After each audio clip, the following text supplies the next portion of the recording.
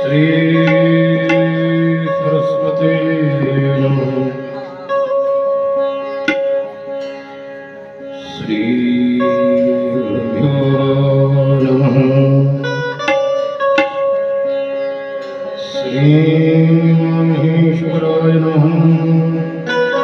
श्री ज्ञानेश्वराय नमः।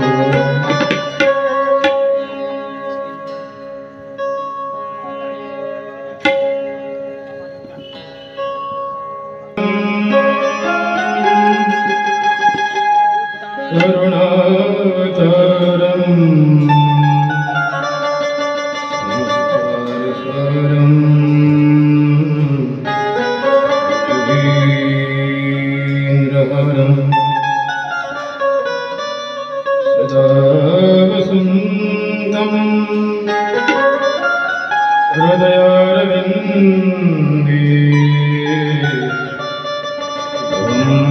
भवानी सहितं नमामि।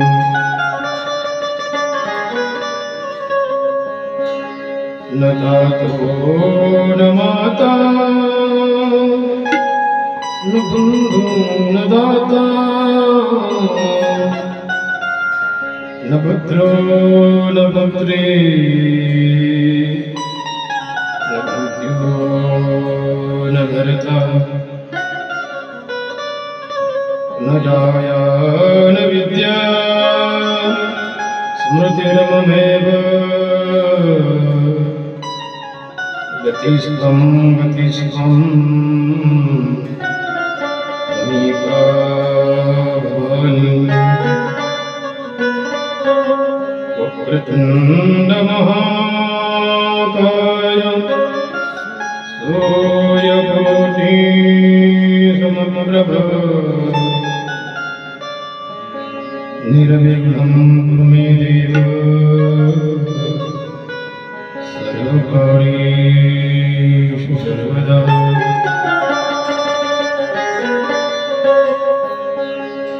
धियं सदा परिभवग्नविश्वदोहम् तीर्थास्पदम् शिवविरचितं शरण्यं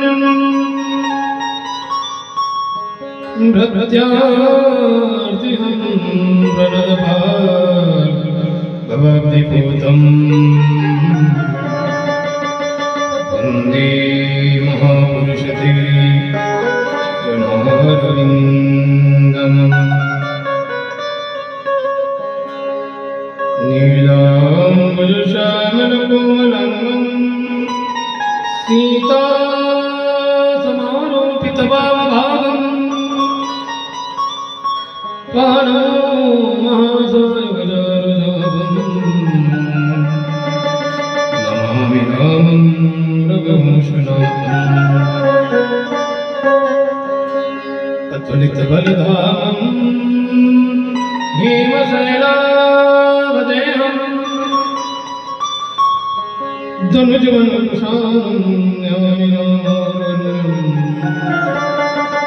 सकलगुणनिधानं वानराणामधीशं रघुपतिप्रियभक्तं वातजातं नमामि।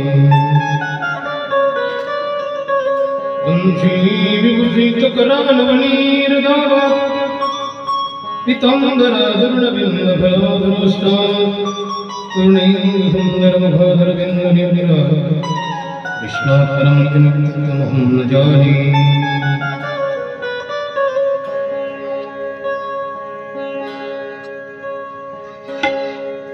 वसुदेवसुतं देवं गोपचारूरमर्दनं देवकी परमानन्दं कृष्णं वन्दे जगद्गुरुम्।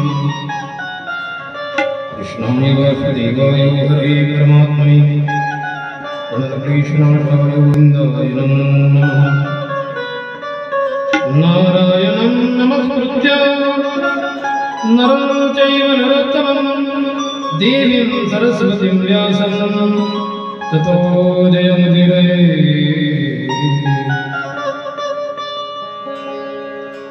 नमो विठ्ठला राजया पांडुरंगा नमो रुक्मिणी माऊली ज्ञानगंगा नमो पुंडरीका नमो चंद्रभागा नमस्कार नमो रुक्मिणी पांडुरंगा नमो अनंताय सहस्रमूर्ते सहस्रपादाय श्रीगुरुभावे सहस्रनाम्नि पुरुषाय शाश्वते सहस्रकोटि युगधारिणे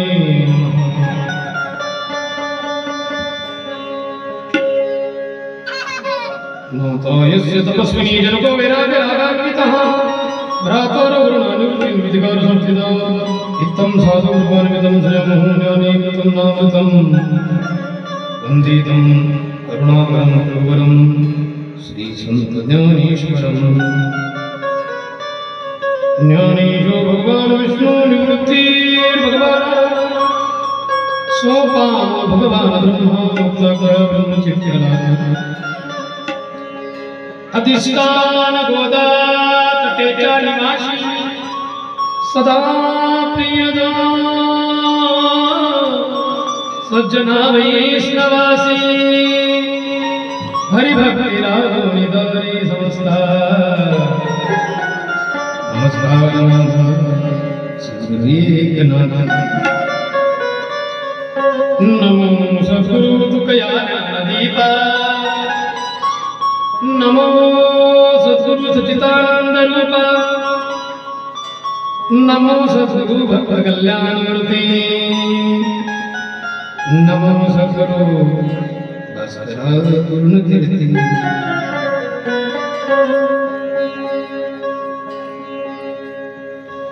ओम नमो सद्गुरु निर्गुणा कारणाही तो गुणा वैसोनी माझी आरसना हरिगुणा वर्णवी हरिगुण विशाल पावना वदवी तू कृपा करुणा मी मूढमती दीन म्हणून जेव्हा तुमचा प्रसाद झालिया करून हरिगुण वर्णन निधान एका वंदित से चरण सद्गुरुचे आदरे आता विनोद विनाशिनी जी चातुर्यार्थ कला कामिनी ती शारदा विश्वमोहिनी नमिलिनी दयावती आठवी शब्द सृष्टि अंगवी सारस्वत राघवी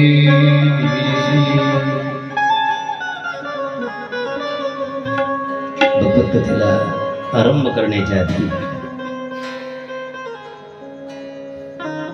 2 मिनिट आपण सर्वजण त्या परमपिता परमेश्वराचं नामचिंतन एकदा मोठ्या प्रेमाने करूयात.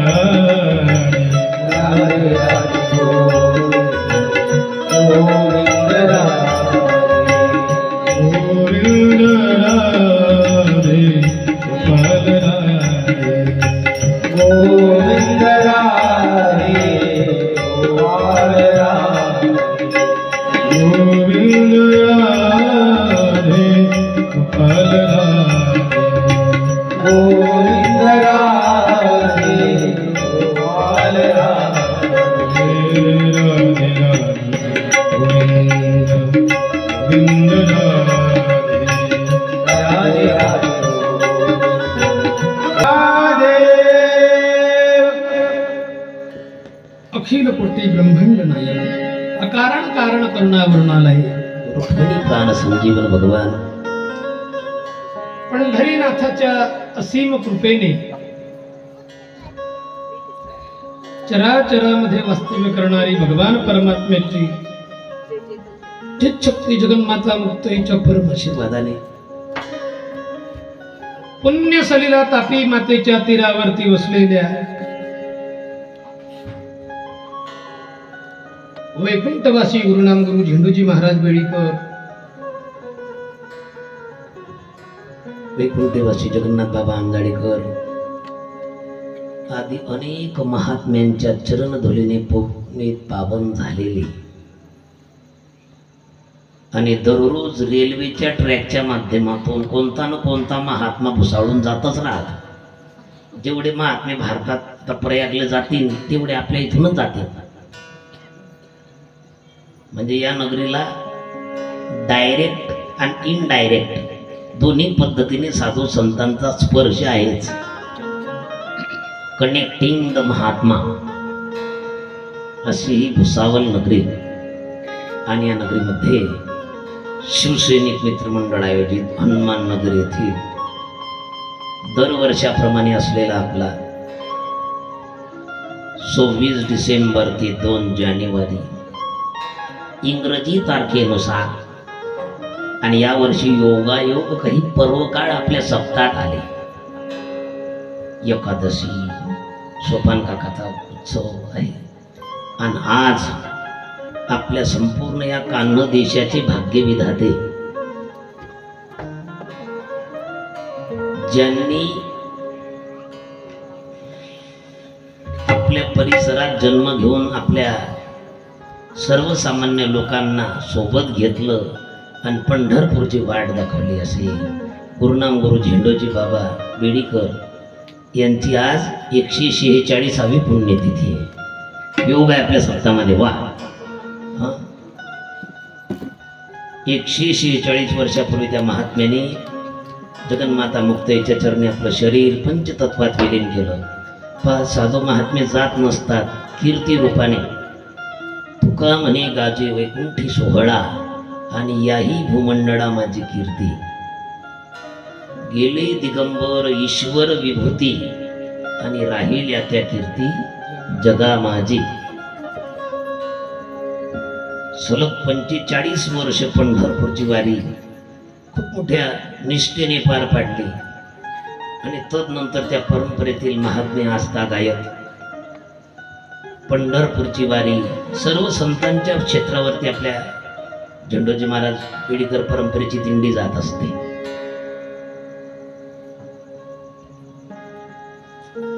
बाबांची पुण्यतिथी आपल्या सप्ताहामध्ये योगायोग दुसऱ्या दिवशी आली आहे. आज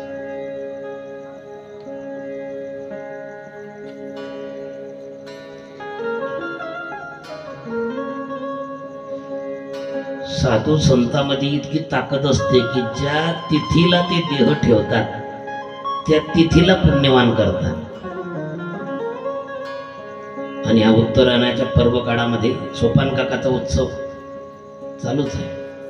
नवीन क्षेत्रामध्ये मोठा सप्ताह चालू आहे आता.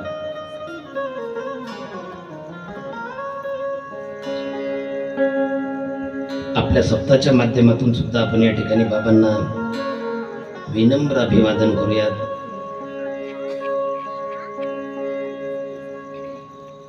स्कंद पुराणाची कथा श्रवण करत असताना काल माहेश्वर खंडाचा विचार आपण करत होतो आणि या माहेश्वर खंडामध्ये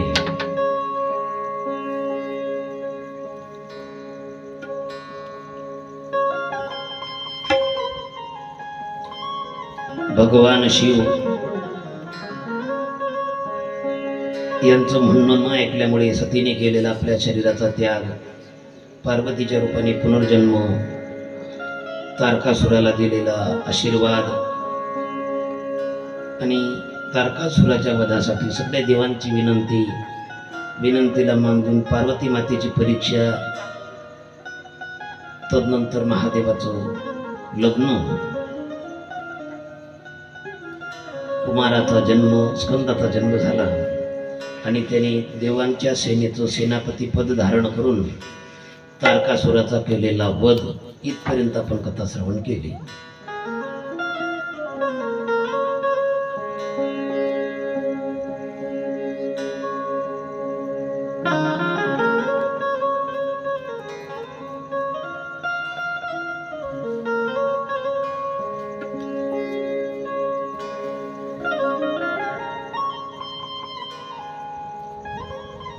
संपूर्ण ब्रह्मांडाची निर्मिती ब्रह्मदेवापासून झाली आहे. आणि ब्रह्मदेव या संपूर्ण चराचर विश्वाचे आत्मा आहे. आणि त्यांनी या संपूर्ण जगताचे 3 असे भाग, ऊर्ध्व भाग, मध्य भाग आणि अधोभाग. ऊर्ध्व भागाला स्वर्ग असं नाव आहे, त्याच्यामध्ये देवता विचरण करतात. मध्य भाग भूलोक, त्याच्यामध्ये मानव. आणि जो अधोभाग आहे त्याला पाताळ असं नाव असून त्याच्यामध्ये नाग आणि दैत्य निवास करतात.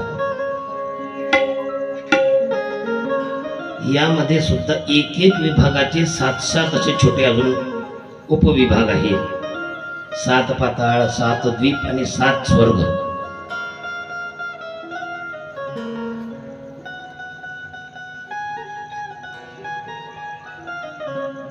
भूलोकावरती 7 द्वीप आहेत, त्यांची चर्चा. पृथ्वीच्या मध्यभागी जे द्वीप आहे त्याला जम्बूद्वीप असं नाव आहे. याचा विस्तार 1,00,000 योजन. या जम्बूद्वीपाची आकृती सूर्यमंडलाच्या समान असून तेवढ्याच मोठ्या खाऱ्या पाण्याच्या समुद्रांनी हा भूभाग व्यापलेला आहे. आजूबाजूला सगळं पाणीच आहे.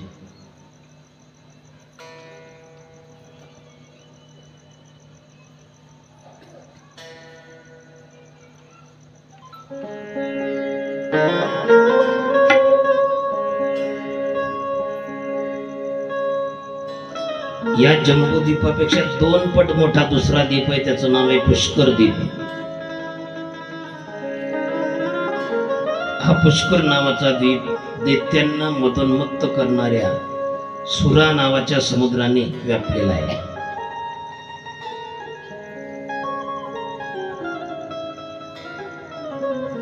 त्याला पहिल्यानंतर पुढे त्याच्यापेक्षा अजून 2 पट मोठा कुश नावाचा द्वीप, तो दही पासून व्यापलेल्या समुद्राने घेरलेला आहे. त्याच्यानंतर क्रोंच नावाचा द्वीप आहे,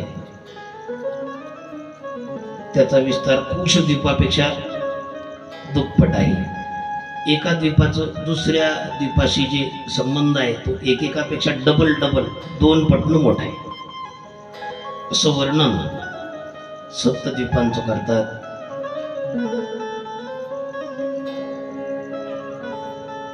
त्याच्यानंतर शाल्मली नावाचा द्वीप आहे, इक्षुरसाने हा वेढलेला आहे. आणि त्याच्यानंतर प्लक्ष नामक द्वीप आहे. हा जो प्लक्ष नावाचा द्वीप आहे हा स्वादिष्ट अशा पाण्याने व्यापलेला आहे. असे 7 द्वीप, 7 समुद्र, पृथ्वीचा विस्तार 2,50,53,000 योजन असं या ठिकाणी त्याचं वर्णन आहे. शुक्ल आणि कृष्ण पक्षामध्ये समुद्राच्या पाण्याची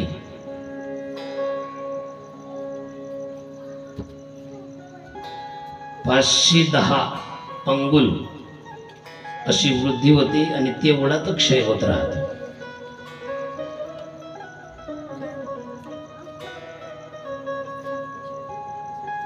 तदनंतर पुढे देवतांची क्रीडास्थळी असलेल्या स्वर्गाचं वर्णन. प्रत्येकाचं एकमेकापासून असलेलं अंतर किती आहे?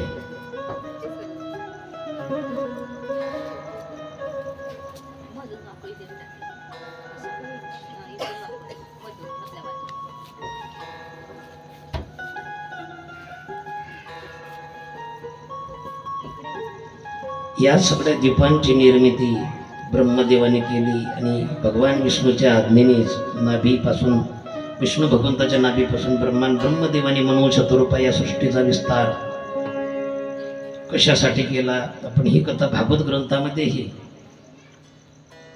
श्रवण करत असतो.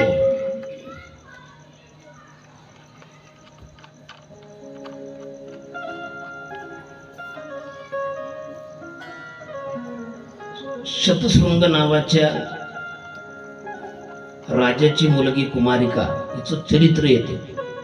कुमारी खंड नावाचा विषय माहेश्वर खंडामध्ये येतो.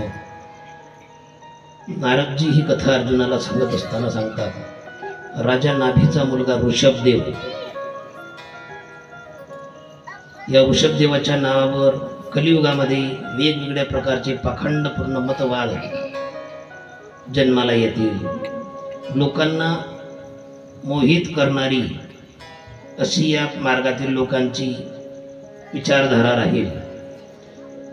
ऋषभदेवाचा मुलगा भरत आणि भरताच्या नंतर शतशृंग नावाचा मुलगा, याला 8 मुलं आणि 1 कन्या झाली. हिच्या संदर्भामध्ये ह्या कुमारी खंडाची कथा येते. 8 मुलांचे नाव इंद्रद्वीप, केसरी, ताम्रद्वीप, गभस्तिमान, नाग, सौम्य, गांधर्व आणि वरुण. ही जी कुमारिका होती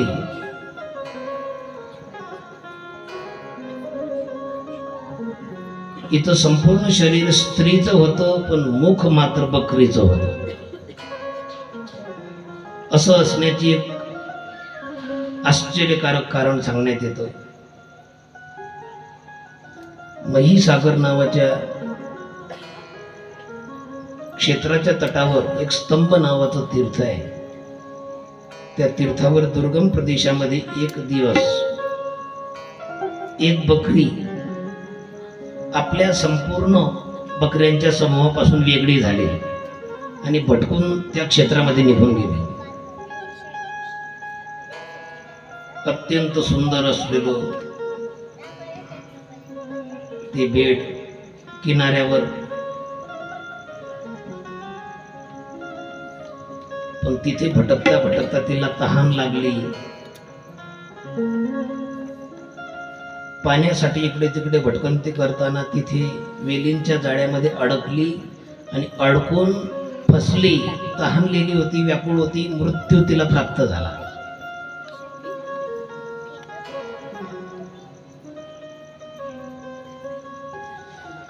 शरीर आपलं अटकलेल्या वेलींमधून ओढताण करताना तिने खूप प्रयत्न केला, कारण मृत्यू कोणालाच आवडत नाही. त्या प्रयत्नामध्ये तिची मान अडकलेली होती. ती मान त्या घर्षणामुळे किंवा तीव्र ते ओढल्या गेल्यामुळे मान शरीरापासून तुटली. जशी तुटली तशी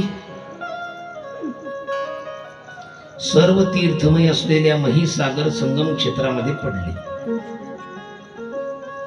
आणि त्याच दिवशी शनिश्चर तथा अमावस्याचा योग होता. शरीर त्या जाळ्यामध्ये अडकून जसं तसं राहिलं, पण तिचं मुख मात्र त्या महिसागर क्षेत्रामध्ये पाण्यात पडलं. आणि त्या योगावरती तीर्थाच्या प्रभावामुळे तीच बकरी सिंहल देशमधील राजा शतशृंगाची मुलगी झाली. परंतु तिचं तोंड मात्र बकरीचं.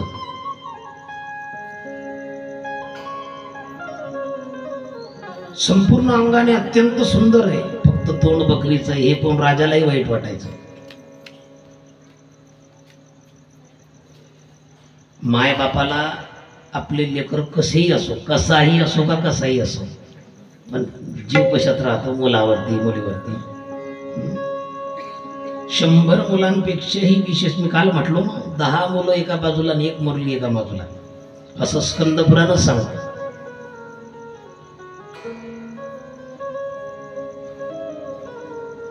राजाचं त्या मुलीवर खूप प्रेम आहे.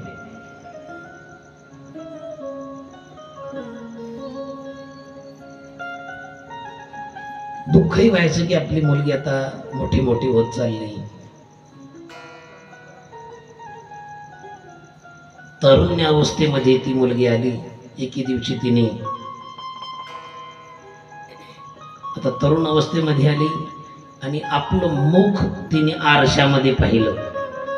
आरशात पाहता बरोबर तिला आपल्या मागच्या जन्माची आठवण झाली.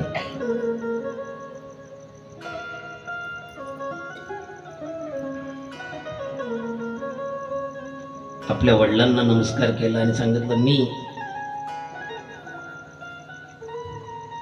मागच्या जन्मात जिथे माझं शरीर पडलं, मला त्या क्षेत्रात जायचं आहे. वडिलांची आज्ञा घेऊन नावेने त्या स्तंभ नावाच्या तीर्थक्षेत्रावरती आली. अनेक प्रकारची दान दक्षिणा त्या ठिकाणी तिच्याद्वारा तिने पार पाडली. मागच्या जन्मामध्ये ज्या जाळ्यामध्ये ती अडकलेली होती,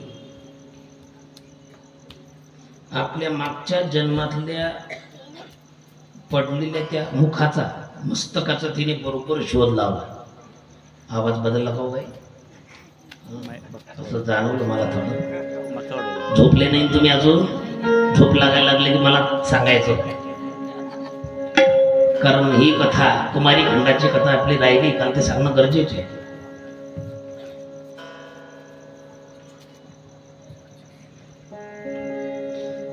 मागच्या जन्मात तिचं तोंड जिथं पडलं होतं तिथे तिने शोधून काढलं आणि विधिवत त्याला अग्निडाग दिला, जाळलं आणि ती राख त्या महिष सागर क्षेत्रामध्येच विसर्जित केली, तीर्थक्षेत्रात. जसं तिने त्या राखेचं विसर्जन केलं, विसर्जन करता बरोबर तिचं बकरीचं मुख ऑटोमॅटिक एका स्त्रीच्या मुखामध्ये परिवर्तन झालं. बोलो उमा महेश्वर भगवान की जय.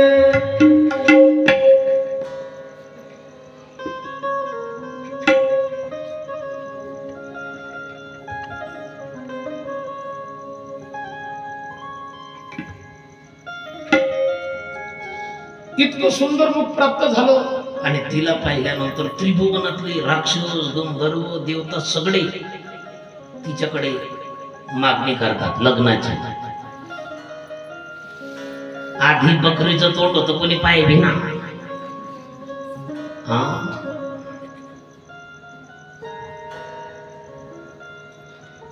तिला कळून चुकलं की ही सगळी मंडळी एका काळामध्ये आपली उपेक्षा करत होती, म्हणून तिने कोणाचाच स्वीकार केला नाही. त्याच क्षेत्रावरती अत्यंत कठीण अशी तपस्या सुरू केली. तपस्या करता करता 1 वर्ष पूर्ण झालं. देवाधिदेव महादेव तिथं तिला प्रसन्न झाले.